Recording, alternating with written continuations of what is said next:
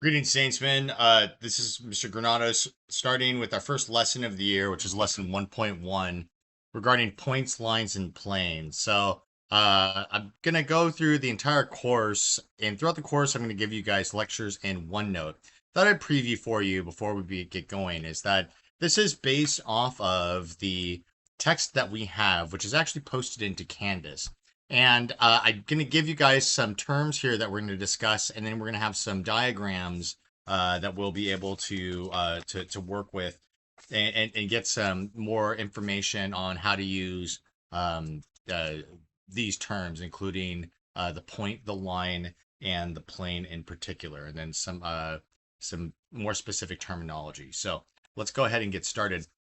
Um, the this course is largely based off of a a text of antiquity, one of the ancient Greeks named Euclid, and Euclid authored a quite significant. It's difficult to call it famous because many of you may have not heard of it, but it's a rather significant text called Elements.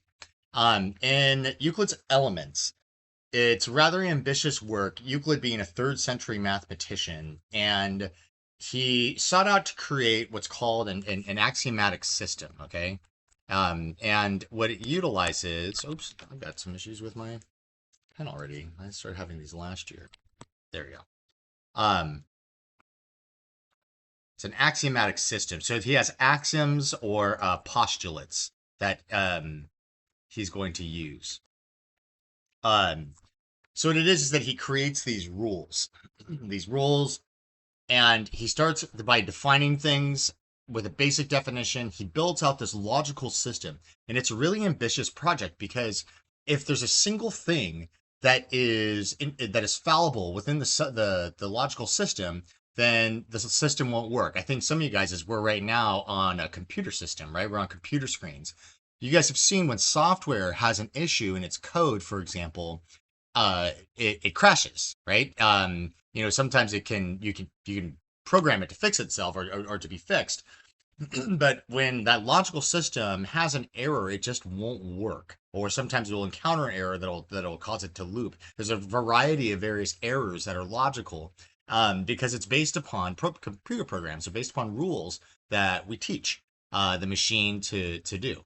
So it's something that's important, I think, in the foundations of this course. We're talking about the third century BC and or third century, yeah, BC, and it's third century BC, and it's rather significant with him because we have these various branches of there's two branches of geometry. He gets one whole side of it, and then there's another side that's called non-Euclidean, which is spherical geometry, and it's something that we'll discuss at the end of the course. Um, he was uh he precedes the great mathematician Archimedes, who you may be somewhat familiar with, and he's not really quite a contemporary of Plato, meaning that he happened at the same time, but he probably was influenced by Plato's work. And we're going to discuss Plato here shortly. But these are great rationalists. These are great minds that were creating logical systems for, and that's why referencing Plato, the first textbook that I was given when I took philosophy as a freshman in college was actually Euclid's Elements. And I remember being rather surprised by that because it's a math textbook, and it gives these rules. And poor Euclid actually has some problems. Just five rules in for five postulates into his piece of work in Elements, but it's it's an ambitious work, and many in the field of mathematics, just in the world and in the intellectual history scholars, it's considered to be one of the great books of all time. I actually have argued that it may have more academic significance than the Bible, for example, just because of its influence to so many pursuits. Um, something to keep in mind, moreover, so just a couple more points about Euclid. the 16th president, not 16th century, he was a 19th century president, Abraham Lincoln, who is considered to be one of the great minds, American minds to ever occupy the White House, perhaps the greatest intellectually. Um, he was, was self-taught with regard to law. And there's the I don't know if it's myth, but it's for sure there's a tale of him utilizing the log cabin, learning by candlelight. Wasn't didn't have a much formal education, or a tremendous amount of formal education, but that he was said to have carried around a copy of Euclid's Elements always with him, amongst his books, and he could actually recite large portions of it, which is uh, quite impressive. I mean, remarkably impressive from an intellectual standpoint. Um, Something we're going to discuss real quick, and it's kind of relative to the Augustinian tradition, is Plato's Republic. Okay, because there's this thing called the allegory of the cave, and I'm going to first get to our two of our vocabulary words here that we have from this section, which we have the point and we have the line. Okay, so the point, interestingly, oops, this is going to be tricky. Make sure I format this and you guys can read it. The point is a place or location, I think, is the best way to reference it. A point has no shape and no size, and I think that's a really tricky sort of definition, and something really difficult, I think, intellectually to grasp, and something that I struggled with in high school.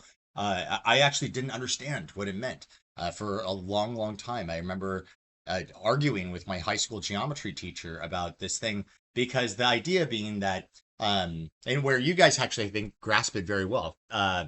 You guys have this idea of the pin, right? When you are going to find a location for something, and you pin it on a map, and it has that it's infinitesimally small and it's somewhere. But if something is small, right, even if it's infinitesimally small, it means that it therefore has size, no matter how small it is. Small is small, right? And I remember being really tricked by that.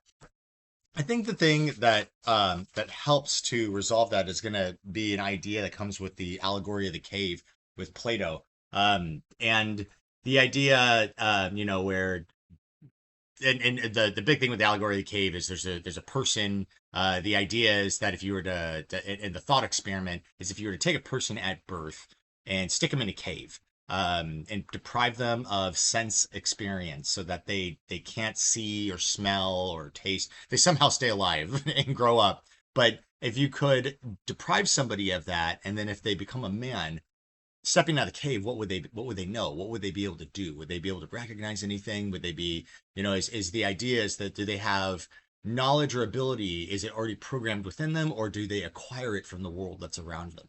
And it's a fascinating thought experiment. You guys may discuss this book actually in your religion class. The idea also comes back to the idea of a triangle, which is the triangle only really exists. You guys can't create a triangle, because a triangle, to truly be a triangle, would have to have these perfect sides, which you really can't. Any instrument you may use to make it is going to be somehow, again, even if infinitesimally small of an error, it'll have an error in it, right? There'll be something with it that's not quite right. But simultaneously, while I'm telling you you can't create a triangle, you always can in your mind. And the mind is where we can create that perfect thing. So that perfect idea. So that's how the point can exist. That's how this guy can exist, as a not having shape and size, but is actually a thing. Um, let's see here. The logical succession, again, we start with Euclid. He starts with a point and he builds this whole system out. And then we have the notation for that we're going to get into in a second. Then we have a line which is made up of an infinite number of points, and there's no thickness or width, which I think should make sense to you, because it wouldn't have a thickness or width because it's made up of points, and points have no shape and no size. So I think you guys see this logical succession that we have. This is the beauty of what Euclid's trying to do. It's like you're trying to build if you build a 5-story building, you can't build floor 5 if you don't have floors 1 through 4. So, and those foundations have to be firm. It can't be on a shaky foundation. Otherwise, literally, as we call it with computer software, you'll have a crash in your logical system. Here is our notation for these things. So, again, let me see if I can get my pen working properly here. We just seem to be having some problems with it. We need to swap batteries here, which I can't do just quite right now. Okay, excellent. Got it ready. For a point, you're going to see the word point and then a single capital letter A. Or just by itself, they would write A. Okay? For a line, you're going to see, for example, these arrows on either side of the line. And then, of course, I can define at least 2 points in it. Okay? So I'm always going to define at least 2 points. I need, for example, these arrows because they mean that the line continues on infinitely in that direction. Okay? Without that, it means the line terminates or ends. This also can be defined by a single lowercase cursive or italicized letter. So here are the 3 ways or even 4 ways I can actually define this. I could call this guy line L. Okay? I could call this guy line A, B. But also, oh, by the way, the same thing. This is the same as line AB is the same as line BA. Okay, so that's just there is no order. It doesn't have to be alphabetical. Okay, it doesn't really matter. I think that one thing I'm going to try to get through to you guys as we do this course is we have to divorce ourselves from the orientation of the drawing. We want to get away from sideways, upside down, right side up, back and forth. It just exists as it does. Okay. Moreover, we could write AB and we put a little line above it and it has these arrows above that line. Or, of course, it's the same thing, BA. All of them are the same exact thing referencing the same exact line. Okay? Now, trying to get my notes all out here. Now, again, kind of getting back to the physical representation and how that point is manifested, right? Because again, we talked about like the allegory of the cave. I have to give this thing, and you guys see what I just did for a point, little dot, okay? I have to give it some shape and size. And I want you guys to think about a city on a map. Think about San Diego as a city on a map. You're gonna see it, and they put a dot on it, but it's not referring to the like that dot doesn't fully represent the complete metropolitan area of San Diego.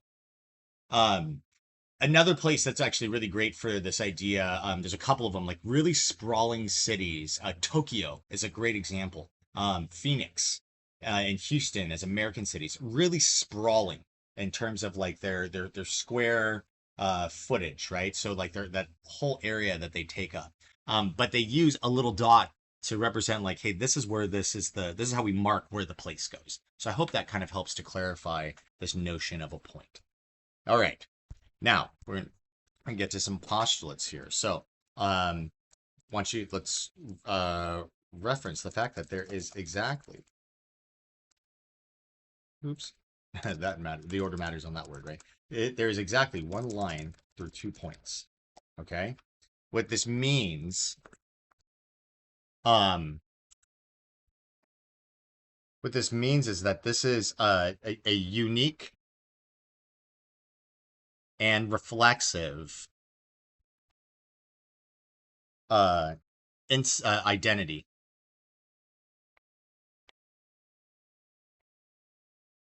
Okay? Or instance.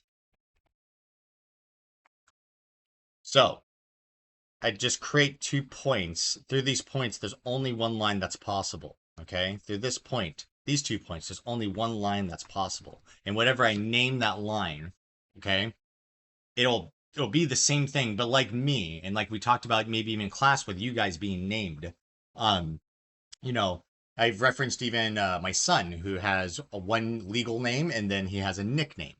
There's multiple ways that you can name something. I think that's not too difficult for you guys to understand. Next, let's talk about the plane. A plane extends infinitely in all directions. Oops. Let's go ahead and get our spelling settled. There is in one plane, there is an infinite number of lines. And now if there's an infinite number of lines within a line, there's an infinite number of points. Of course.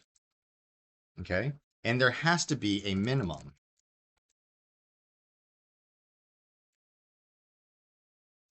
of 3 non-collinear points. Now we are going to get to another vocabulary word here because you guys see this word right here, collinear, and we have to discuss what that means.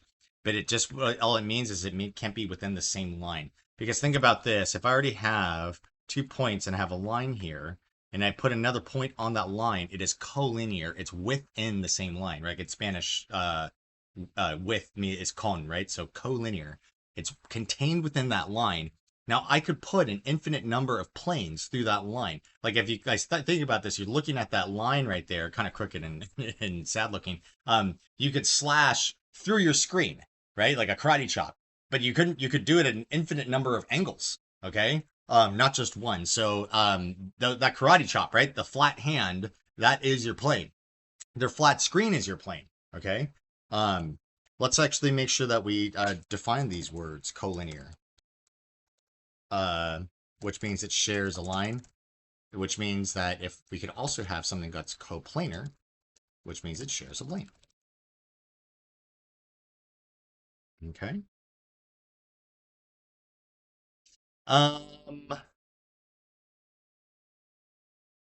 So next, two more things to discuss here. Actually, a few more vocabulary terms. First one is going to be a segment. Okay. And what that is a line segment.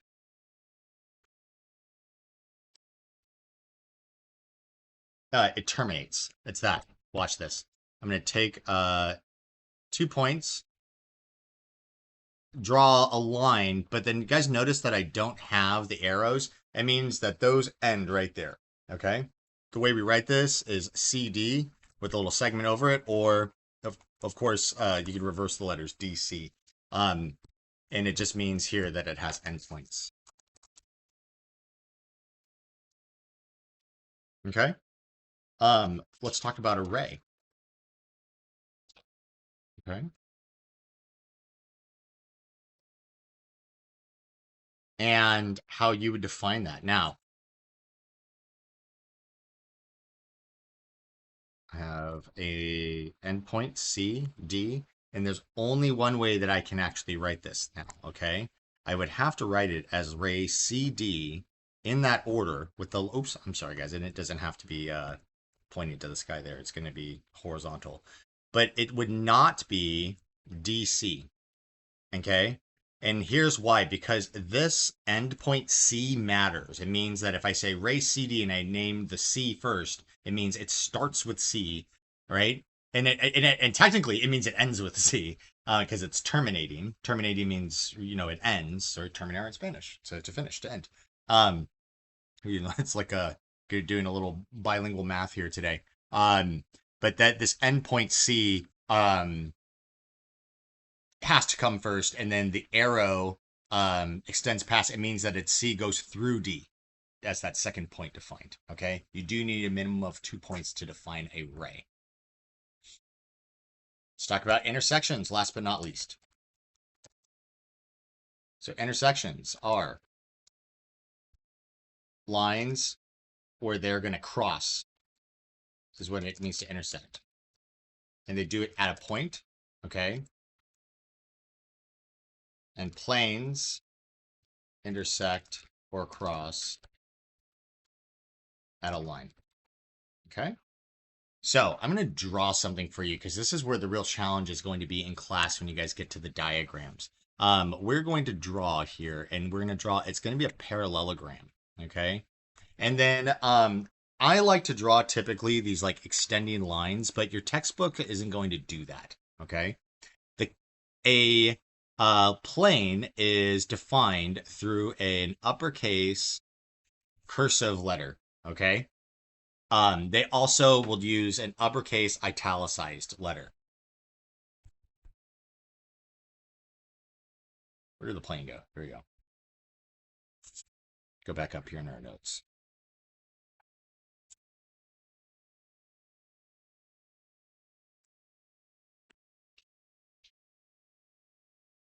Or italics. Okay, cool. So here's plane B. I'm going to draw a line. It's not very straight. When you guys have your protractor, will help you get a straight edge. And then here's what I'm going to do. Do you guys see this dash line I'm doing? This is like X-ray vision, okay? This is point R. And then I'm going to make a lowercase g, which is going to mean the line, okay? Now, what it means is that this line G is non-coplanar to plane B, okay?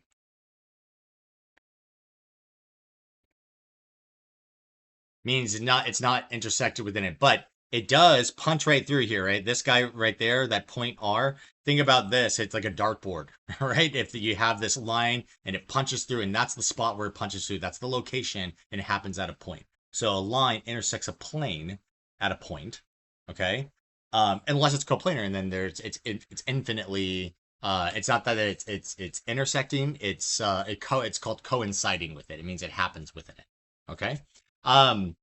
I don't have much more to drone on and on about. We will discuss a little bit more in class, and I'll give you guys a little bit more color. So, what I highly encourage is for you guys to take a look at that text that's posted. You guys can take a look at the first 3 examples here, which also give you some foreshadowing to go to, 4 of these examples, because we're going to have these practice problems tomorrow in class. We're going to have 22 problems that we'll complete. Okay. Good luck.